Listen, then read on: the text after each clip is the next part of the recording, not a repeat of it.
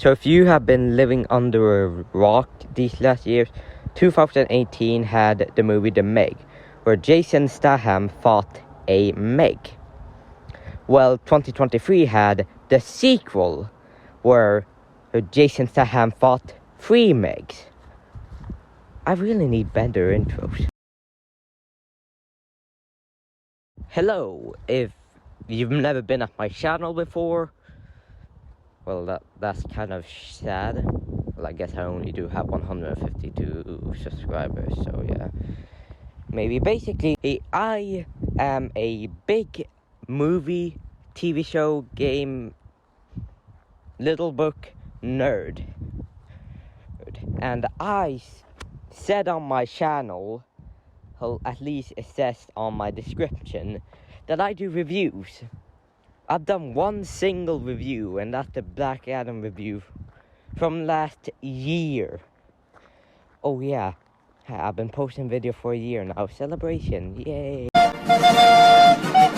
So basically, I watched The Meg 2 yesterday, and I really wanted to do a review for it.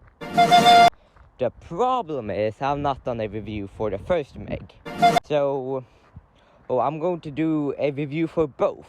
A mini review for the Meg, just like saying, oh yeah, it was fun and stuff. And then a full-fledged review for the Meg 2. Wait a minute, I just realized it also says I'm doing gaming videos. God. Anyway, The Meg was a pretty surprising movie for me, because I wanted to see it ever since I saw the trailer of it in cinema. I think I saw the trailer when, watching, one of the big movies that came out that year, maybe Fallen Kingdom or Infinity War. But yeah, I saw the trailer on cinema, and I was really just wanting to see it. And, well, I saw it late.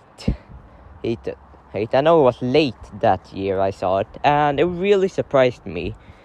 And I really and that was the first movie I saw that was kind of like horror, sort of horror. So yeah, well, this year I did see Jaws, and I've seen Jaws 2. So yeah, it kind of falls flat for that reason. I do love the final battle scene of this movie, and definitely the CGI was just phenomenal. I mean, the animated muscles. Let's name another movie that does that. I bet you can't. So yeah, if I have to give The Meg a ranking, I would give it an 8 out of 10. Now the reason probably you all pressed on this video. The Meg 2 is a solid sequel. I will say that. It really builds up as a sequel. But here's one thing I really love about this movie that really makes it feel like a sequel. Wait, I'm not even talking about anything. Well, basically, The Meg 2 really builds up like a sequel, because in the first Meg, just a mystery. How is this thing alive? What are we gonna do? It's crazy that this thing is still alive. But then in the sequel, of course, we open with that whole 65 million years ago, with this second movie this year that gets the dinosaur or extinction event thing the last year with the dinosaurs. Wrong, come on. I mean, Megalodon didn't even live at that time. Anyway, so yeah, T-Rex Ethan, and then we get this whole opening action scene with I always forget the character's name. I'm just gonna say the actor's name from now on, Jason Statham, because it's just Jason Statham. On this action scene to stop these people from polluting the ocean, and then I was expecting the whole boring opening scene like a lot of movies has before we get to the action, but no.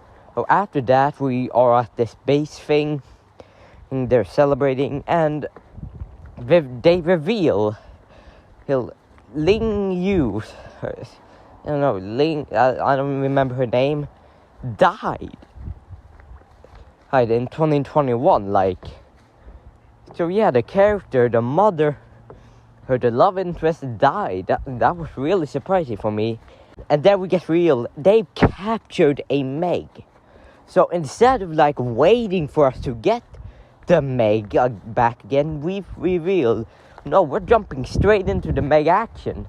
And then we are just like getting straight up Meg scenes throughout the movie. Even when humans are not near it.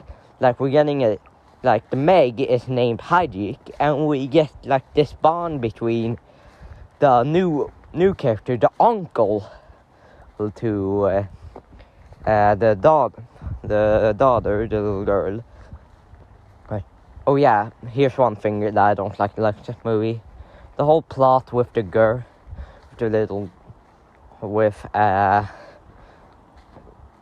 what was her name?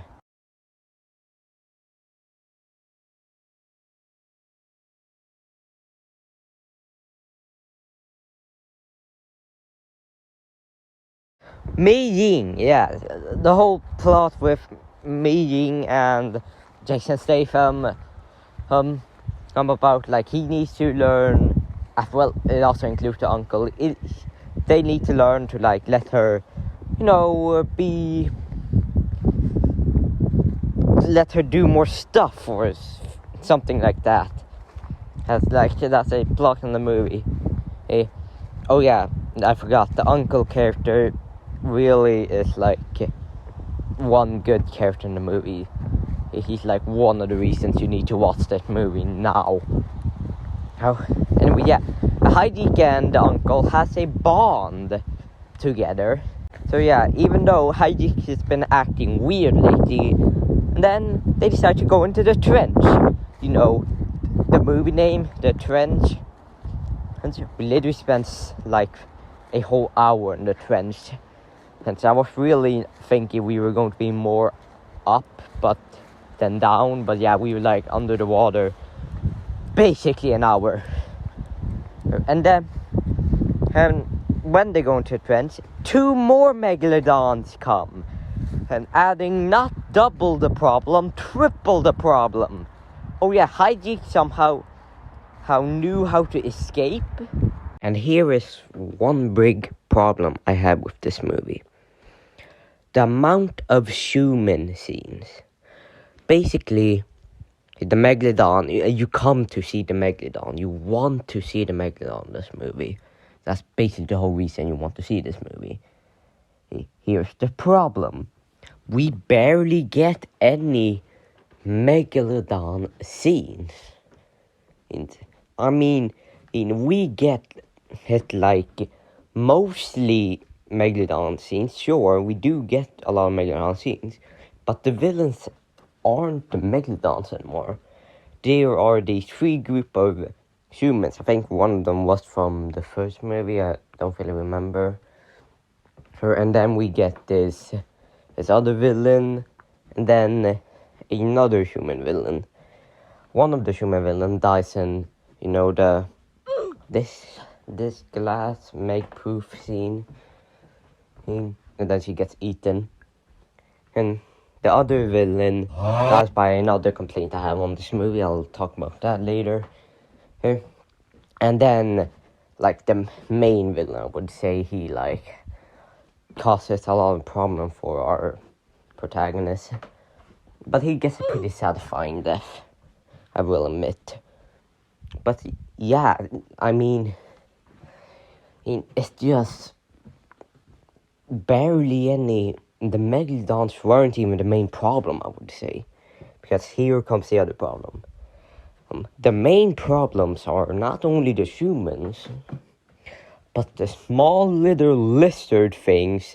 Yeah, the main problem ain't the Megalodon. For real, when the final act, we have this big thing. They're on the fun island, that's it's called.